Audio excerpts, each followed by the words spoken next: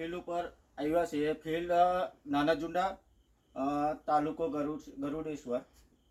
ત્યાંના ફાર્મર છે સિદ્ધાર્થસિંહ ગોહિલ. એમને માલ્ટ બાયો એગ્રીફૂડ પ્રાઇવેટ લિમિટેડના ટીસ્યુનું વાવેતર કરેલું છે. તો સૌપ્રથમ આપણે સિદ્ધાર્થસિંહને જ પૂછીએ કે એમને માલ્ટ બાયોના ટીસ્યુનું વાવેતર કર્યું તો ઓલ ઓવર એમને કેવું લાગ્યું છે.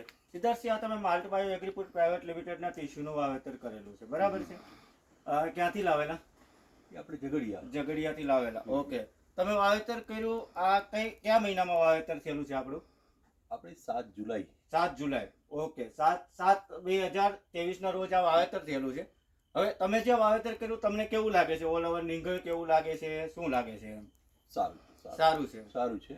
ઓકે. શરૂઆતના તબક્કામાં એવું લાગતું હતું, આ પ્લાન્ટનો મને બહુ અનુભવ નહોતો, પણ મતલબ કે પાછળથી ગ્રોથ અને બધું જોતા ને ટ્રીટમેન્ટ જોતા પછી સારું લાગે છે. ઓકે. તમે કેટલા વર્ષથી કેળ બનાવો છો?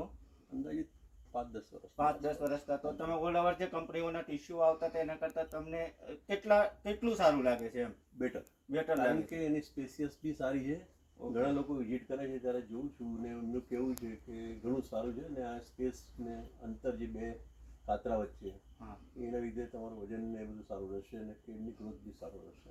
ઓકે. હવે તમને હું ઉપરને લૂમમાંથી બતાવું તો 1 2 3 4 5 6 7 8 9 10 11 12 અને 13 પહોંચી ઓલ ઓવર દેખાય છે. હવે ઉપરની પહોંચીથી તમે જુઓ તો એમની વચ્ચેનું ઓછામાં ઓછું 4 થી 5 ઇંચનું બરાબર ગેપિંગ આવેલું છે.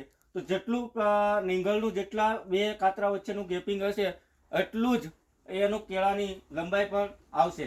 પછી બીજું તમને બતાવું તો ઉપરની લૂમમાં 20 થી 25ની વચ્ચેની કેળાની સંખ્યા છે. તો 20-25ની પ્રમાણે તમે 10 કાતરા પણ પકડીને ચાલો તો પણ તમારું 25 કેજી આજુબાજુનું વજન બેસે. પણ ઓલ ઓવર આમાં 12-13 કાતરા દેખાય છે. હું તમને આગળ આવું તો બતાવું.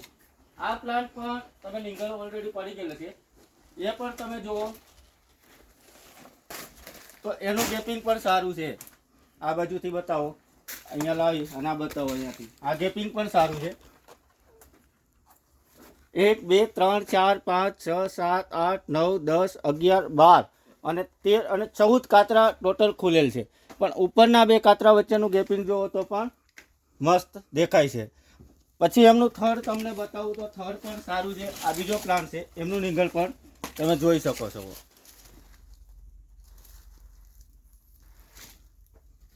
થેન્ક યુ સિદ્ધાર્થસિંહ, અમારા ટિશ્યુ વાવવા બદલ ખૂબ ખૂબ આભાર તમારો.